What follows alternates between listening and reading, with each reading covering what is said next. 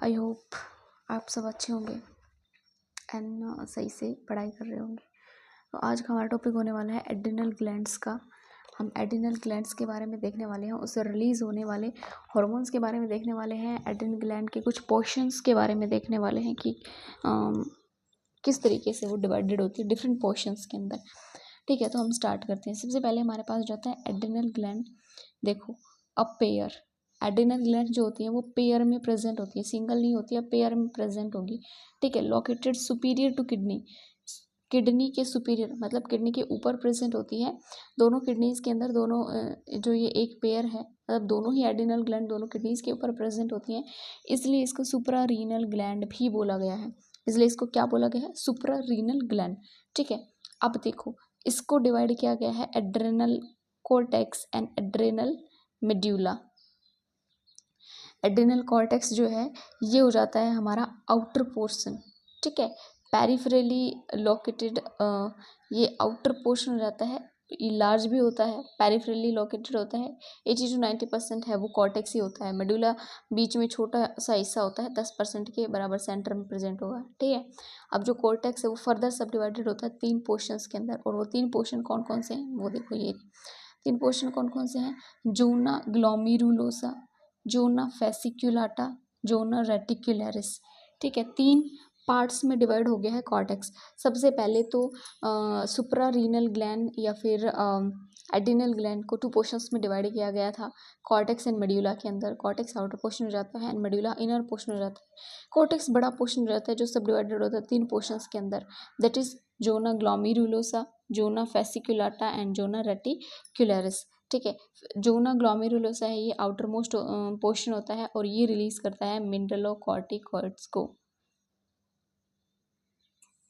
Zona glomerulosa क्या करता है? मिनरलोकॉर्टिकॉइड को रिलीज करता है। एंड जोना फेसिकुलाटा जो है मिडल पोर्शन होता है, ये ग्लूकोकॉर्टिकॉइड को रिलीज करता है। ठीक है, जोना ग्लोमेरुलोसा मिनरलोकॉर्टिकॉइड को रिलीज करता है और जोना फेसिकुलाटा ग्लूकोकॉर्टिकॉइड को रिलीज करता है। And innermost zona reticularis ये एड्रिनल एंड्रोजेंस को रिलीज करता है। तो जो कॉर्टेक्स पोर्शन है उसमें भी 3 अलग अलग जोन बना दिए हैं, वो तीनों अलग अलग हार्मोन्स को रिलीज करते हैं। ठीक है, चलो अब थोड़ी सी हम देख लेते हैं स्ट्रक्चर। कुछ इस तरीके से किडनी के ऊपर जो है दोनों ये हो गई हमारी राइट किडनी, ये हो गई हमारी राइट किडनी और ये हो गई हमारी लेफ्ट किडनी, और इसके ऊपर कुछ इस तरीके से प्रेजेंट होती है, इस तरीके से प्रेजेंट होती है और इसको एड्रिनल ग्लैंड बोला गया है। ठीक है, चलो उसके बाद जो ये 3 पोर्शंस हमने अभी डिस्कस किए, देखो ये इतना पोर्शन क्या हो गया, यहाँ पर कॉर्टेक्स हो गया कोट, और ये आउटर पोर्शन है आउटर। ठीक है, और फिर ये हो जाता है मेडुला, मेडुला जो है वो इनर पोर्शन हो गया। ठीक है, ये क्या हो गया? इनर पोर्शन हो गया। उसके बाद ये हमारे पास क्या है? जोना ग्लोमेरुलोसा, जोना ग्लोमेरुलोसा सबसे आउटर मोस्ट पोर्शन। फिर उसके बाद जो कॉर्टेक्स है उसका सबसे, कॉर्टेक्स का सबसे बड़ा, कॉर्टेक्स जो है उसका सबसे बड़ा पोर्शन कौन सा हो जाता है? ये जोना फेसिकुलाटा हो जाता है, सबसे बड़ा है, लार्ज। ठीक है, लार्जेस्ट। उसके बाद जोना रेटिकुलरिस आ जाता है, इस तरीके से प्रेजेंट है। ये नीचे वाला पोर्शन, इतना इतना पोर्शन मेडुला हो जाता है। तो ये कुछ इसकी माइक्रोस्कोपिक स्ट्रक्चर थी। चलो उसके बाद मिनरलोकॉर्टिकॉइड्स, मिनरलोकॉर्टिकॉइड जो है वो रिलीज हो रहे थे हमारे कहाँ से? जोना फेसिकुलाटा से। जो आउटर मोस्ट पोर्शन है वो कौन सा है? ये रहा, नहीं glomerulosa, sorry glomerulosa outer most portion है और ये रिलीज कर रहा था क्या? मिनरलोकॉर्टिकॉइड्स। ठीक है, मिनरलोकॉर्टिकॉइड इससे रिलीज हो रहे थे। मिनरलोकॉर्टिकॉइड की अगर एक एग्जाम्पल की बात करें, दैट इज एल्डोस्टेरोन।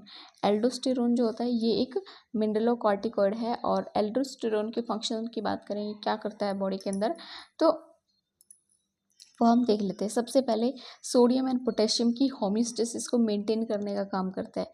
ठीक है, मेंटेनेंस ऑफ इलेक्ट्रोलाइट्स, इलेक्ट्रोलाइट को मेंटेन करेगा, बॉडी फ्लूइड की वॉल्यूम को मेंटेन करेगा, ऑस्मोटिक प्रेशर को मेंटेन करेगा एंड ब्लड प्रेशर को भी मेंटेन करेगा। तो ये सब फंक्शन हो जाते हैं एल्डोस्टेरोन के। ठीक है, एल्डोस्टेरोन किस तरीके से एक्ट करता है, देखो सोडियम पोटेशियम की होमियोस्टेसिस को मेंटेन करेगा, maintenance of electrolytes, body fluid की वॉल्यूम को, ऑस्मोटिक प्रेशर को, ब्लड प्रेशर को, इन सबको मेंटेन करने का काम करता है। सबसे पहले क्या होता है, जो रेनिन एंजियोटेंसिन एल्डोस्टेरोन जो सिस्टम है, ये सिस्टम इसको एक्टिवेट करता है, ठीक है। किडनी के अंदर जो रेनिन एंजियोटेंसिन सिस्टम चल रहा होता है, रेनिन और एंजियोटेंसिन सिस्टम एल्डोस्टेरोन को एक्टिवेट करता है, और एल्डोस्टेरोन एक्टिवेट होकर के क्या करता है, ये किडनीज पर एक्ट करेगा। किस तरीके से, देखो किडनी पर एक्ट करेगा, सोडियम को ज़्यादा एब्जॉर्ब करवाएगा, सोडियम को का एब्जॉर्प्शन करवा देगा, एंड पोटेशियम जो है इसको एक्सक्रीट आउट करेगा थ्रू यूरिन, ठीक है। अब सोडियम अगर एब्जॉर्ब होता है, रीएब्जॉर्प्शन अगर सोडियम का होता है, सोडियम का रीएब्जॉर्प्शन होगा तो इसके साथ साथ वाटर का भी रीएब्जॉर्प्शन होगा, वाटर का भी रीएब्जॉर्प्शन होगा, तो जो यूरिन है वहाँ से वाटर रीएब्जॉर्ब होकर के कहाँ पर, ब्लड के अंदर आ जाएगा। तो यूरिन के वाटर रिटेंशन हो गया है, एंड ब्लड की वॉल्यूम जो है, सोडियम का रीएब्जॉर्प्शन होगा तो क्या होगा, सोडियम का रीएब्जॉर्प्शन हो गया तो वाटर रिटेंशन हो जाएगा। वेरी इंपॉर्टेंट फंक्शन है, बहुत बार CSIR ने यहाँ से क्वेश्चन पूछा है। ब्लड की वॉल्यूम इंक्रीज होगी, और ब्लड की वॉल्यूम इंक्रीज होगी तो हमें क्या देखने को मिलेगा, ब्लड प्रेशर इंक्रीज हो जाएगा यहाँ पर, ठीक है। ऐसा कब होता है, जब एल्डोस्टेरोन प्रेजेंट है।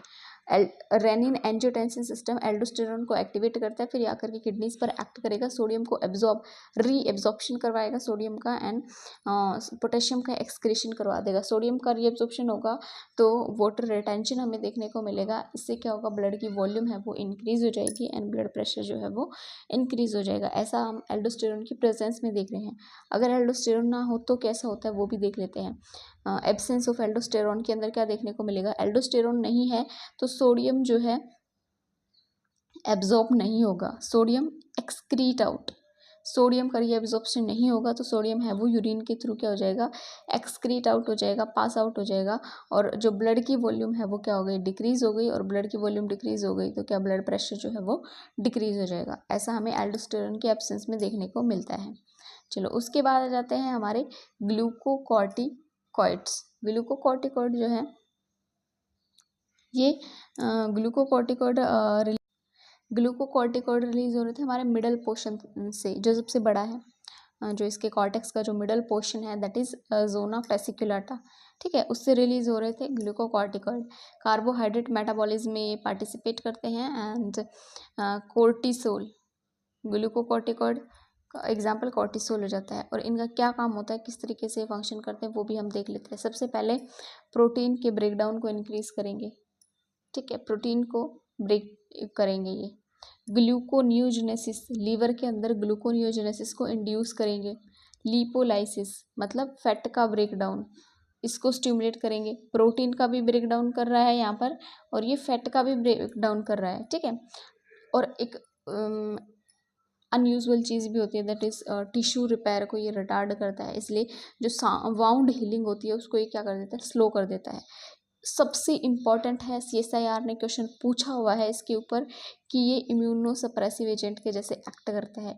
इम्यून सेल्स जो होती हैं उसको ये रिप्रेस करने का काम करता है। इस पर ऑलरेडी क्वेश्चन आया हुआ है CSIR के अंदर, तो इसको भी हमने नोट्स के अंदर शामिल कर लिया है, ठीक है। इम्यूनो सप्रेसिव एजेंट के तौर पर इसको यूज़ किया जाता है, एंड ये क्योंकि ये इम्यून सेल्स को रिप्रेस करने का काम करता है। उसके बाद आ जाते हैं हमारे पास एड्रिनल एंड्रोजन्स। एड्रिनल एंड्रोजन की बात करें तो ये हो जाते हैं dehydroepiandrosterone, DHEA, dehydroepiandrosterone, ठीक है। ये क्या करते हैं, promote libido and convert into estrogen by other body tissues. Promote libido, libido I mean sex drive या फिर डिज़ायर, उसके लिए रिस्पॉन्सिबल होते हैं, सेक्स डिज़ायर के लिए रिस्पॉन्सिबल होते हैं। And converted into estrogen by other body tissues after menopause. जब ईस्ट्रोजन फीमेल की बॉडी के अंदर कम हो जाता है तो जो ये एंड्रोजन्स होते हैं ये कन्वर्ट हो जाते हैं ईस्ट्रोजन के अंदर, ठीक है। एक्सेल हेयर्स, प्यूबिक हेयर के लिए रिस्पॉन्सिबल होते हैं। क्लियर। चलो उसके बाद एड्रिनल जो कॉर्टेक्स है उससे जितने भी हार्मोन रिलीज हो रहे थे वो हमने कर लिए डिस्कस। अब आ जाती है सेंटर पोर्शन की बारी, जो केवल 10% के लगभग ही प्रेजेंट होता है। लगभग 10% ही सेंटर के अंदर प्रेजेंट है, सेंटर में प्रेजेंट हो गया। अब इसके बारे में देख लेते हैं, इसे कौन से हार्मोन रिलीज होते हैं। देखो, modified part of sympathetic nervous system, sympathetic nervous system का ये मॉडिफाइड पोर्शन होता है एड्रिनल मेड्यूला। इसके पास क्या होती हैं, post ganglionic sympathetic neurons. Post ganglionic sympathetic neurons होती हैं, बट वो एक्चुअल न्यूरॉन जैसी नहीं होती हैं, मॉडिफाइड होती हैं। मॉडिफाइड होती हैं, उसके पास एक्सोन नहीं होता है और ना ही वो न्यूरोट्रांसमीटर को रिलीज करती हैं। एड्रिनल मेडुला जो है वो सिंपैथेटिक नर्वस सिस्टम का मॉडिफाइड पोर्शन होता है। इसके पास post ganglionic sympathetic neurons present होती हैं, जिनके पास कोई एक्सोन नहीं होता है और ना ही वो क्या न्यूरोट्रांसमीटर रिलीज करती हैं। इनके अंदर कुछ ऐसी सेल्स होती हैं जो हार्मोन को रिलीज करती हैं, और वो उन सेल का नाम है क्रोमैफिन सेल्स। उन सेल का क्या नाम है, क्रोमैफिन सेल्स। और वो क्या करती हैं, हार्मोन प्रोड्यूसिंग सेल्स हैं, हार्मोन को रिलीज करने का काम करती हैं। कौन कौन से हार्मोन रिलीज करती हैं, epinephrine, adrenaline, that is epinephrine, that is adrenaline, एक ही नाम है। देखो, क्वेश्चन एपिनेफ्रिन के नाम से भी आ सकता है और एड्रिनलिन के नाम से भी आ सकता है, इसलिए हमने क्या करना है, दोनों ही नामों को क्या करना है, हमें लर्न करना है, याद करना है, ध्यान रखना है कि ये इसी का नाम है, नॉन एपिनेफ्रिन या फिर नॉर एड्रिनलिन। ठीक है, नॉर एपिनेफ्रिन आएगा यहाँ पर, नॉर एपिनेफ्रिन या फिर नॉर एड्रिनलिन। ठीक है, तो ये हो गया। उसके बाद इनको कलेक्टिवली हम क्या बोलते हैं, एपिनेफ्रिन एंड नॉर एपिनेफ्रिन को हम क्या बोलते हैं कलेक्टिवली, कैटेकोलामाइंस, कैटेकोलामाइंस बोलते हैं। और ये एमरजेंसी हार्मोन्स होते हैं, एमरजेंसी सिचुएशन होती है तब ये रिलीज होते हैं। भाई अचानक से कुछ ऐसी बात पता चलेगी, जैसे हमें डर लग गया या फिर कुछ ऐसे घबराहट हो गई, तो उस टाइम एपिनेफ्रिन एंड नॉरएपिनेफ्रिन जो है वो इसके लिए रिस्पॉन्सिबल होते हैं। Hormones of fight and flight भी हम इसको बोल सकते हैं।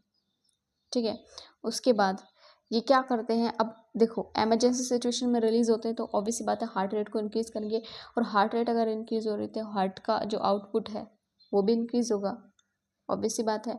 इससे सिस्टोलिक ब्लड प्रेशर है वो इंक्रीज होगा, एंड ब्लड के अंदर ग्लूकोज के लेवल को ये इंक्रीज करते हैं। कौन, नॉरएपिनेफ्रिन की बात कर रहे थे, ब्लड के अंदर ग्लूकोज के लेवल को ये इंक्रीज करते हैं। वेरी वेरी वेरी इंपॉर्टेंट, इस पर भी CSIR ने क्वेश्चन पूछा है, इस पर क्वेश्चन आया हुआ है। जितनी भी लाइंस मैंने नोट्स में शामिल की हैं, हर एक लाइन से क्वेश्चन आया हुआ है CSIR के अंदर, इसलिए CSIR के पॉइंट ऑफ व्यू से बहुत इंपॉर्टेंट नोट्स हैं। आई होप आप सबको समझ आया होगा। Thank you so much.